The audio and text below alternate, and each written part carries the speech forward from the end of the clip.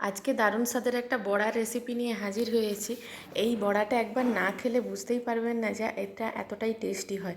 আর কেউ কিন্তু বুঝতেই পারবে না যে এটা আমি কাঁচা কলা দিয়ে বানিয়েছি।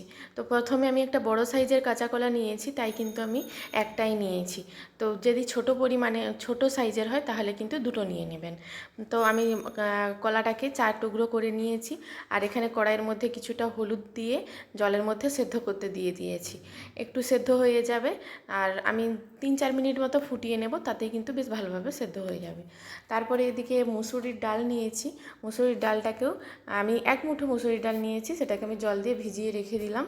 আর দেখুন কাঁচা কলাটা প্রায় 3-4 মিনিট ফুটার পরে কিন্তু ভালোভাবে সেদ্ধ হয়ে গেছে। আর ডালটাও কিন্তু অনেকটাই ভিজেও গেছে। তো আমি এখানে কিছু থালকুনি পাতা নিয়েছি। থালকুনি পাতা কিন্তু আমাদের পেটের পক্ষে খুবই উপকারী। তো আমি এই বড়াটা কিন্তু থালকুনি পাতা দিয়ে বানাবো। তো কলাটা সেদ্ধ হয়ে যাক ততক্ষণে কিন্তু আমি পাতাগুলোকে টুকরো টুকরো করে কেটে নিচ্ছি। আর কলাটা একটু ঠান্ডা হয়ে যাওয়ার পরে আমি এটাকে খোসাগুলোকে ছাড়িয়েও নিয়েছি, আর হাতে করে এইভাবে ম্যাশ করে নিচ্ছি। আপনারা চাইলে পোটাটো মেশার দিয়েও কিন্তু এটাকে ম্যাশ করে নিতে পারেন। আমি হাতের সাহায্যে খুব ভালোভাবে কিন্তু এটাকে ম্যাশ করে নিয়েছি। আর এদিকে আমি ডালটা কিন্তু শিলনোড়ার মধ্যে বেটে নিচ্ছি। চাইলে মিক্সি জারের মধ্যে দিয়েও বেটে নেওয়া যায়, যেহেতু অল্প পরিমাণে তাই কিন্তু আমি শিলনোড়াতেই বেটে নিচ্ছি। 1 টুকরো আদা নিয়েছিলাম, আদাটাকে কুচি কুচি করে নিয়েছি। আর এটা কিন্তু এই ডালটা কোনো রকম জল ছাড়াই আমি এটাকে একটু শক্ত শক্ত করে বেটে নেব। তো বাটা আমার হয়ে গেছে। তারপরে কিন্তু আমি একটা পাত্র নিয়েছি, মানে একটা মিক্সিং বোল নিয়েছি। তার মধ্যে ওই ম্যাশ করে রাখা কলাটা দিয়ে দিলাম, আর দিয়ে দিচ্ছি আর ওই যে মুসুরির ডালটা বেটে রেখেছিলাম ওই ডাল বাটাটা দিয়ে দিলাম। আর ওই কিছুটা দিয়ে দিচ্ছি পেঁয়াজ কুচি, একটা ছোটো সাইজের পেঁয়াজ কুচি করে নিয়েছিলাম। আর ওই যে থালকুনি পাতাটা ছিল ওটাকেও কুচি কুচি করে কেটে নিয়েছি, দিয়ে দিলাম পরিমাণ মতো লবণ, হলুদের গুঁড়ো অল্প একটু দিয়েছি।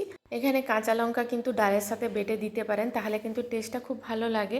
তো আমার কাছে কাঁচা লঙ্কা ছিল না, তাই কিন্তু আমি একটু গুঁড়ো লঙ্কা দিয়ে দিলাম। আর অল্প একটু দিয়েছি টেস্টের জন্য জিরে গুঁড়ো। সব উপকরণগুলো বেশ ভালোভাবে মেখে নিতে হবে।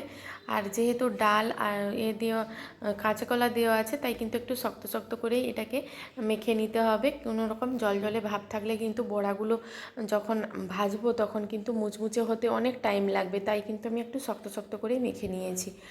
তো এদিকে কড়াইতে দিয়েছি সাদা তেল। তেলটাকে বেশ ভালোভাবে গরম করে নিয়ে এদিকে বড়ার শেপ দিয়ে কিন্তু আমি এগুলোকে বেশ লাল লাল করে ভেজে নেব।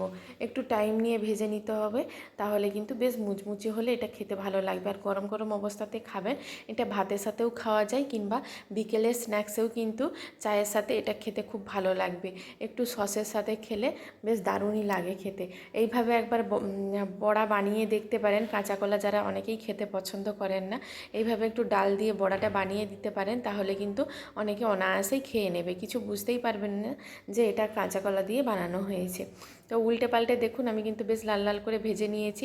আর গ্যাসের ফ্লেমটা কিন্তু একদম লোতে রেখেছি, যাতে বড়াগুলো বেশ মুচমুচে করে ভাজা হয়ে যায়। তো একটা ব্যাচ আমি আর ভাজা হয়ে গেছে, আমার কিছুটা থেকে গেছিলো, আবারও একটা ব্যাচে আমি ভেজে নেব। দেখুন দেখতে কতটা লোভনীয় হয়েছিল, আর খেতে কিন্তু সত্যি কথা বলতে অসাধারণ হয়েছিল। আমি তো গরম ভাতের সাথে খেয়েছিলাম, কিন্তু অসাধারণ হয়েছিল। একবার এইভাবে বাড়িতে বানিয়ে দেখতে পারেন।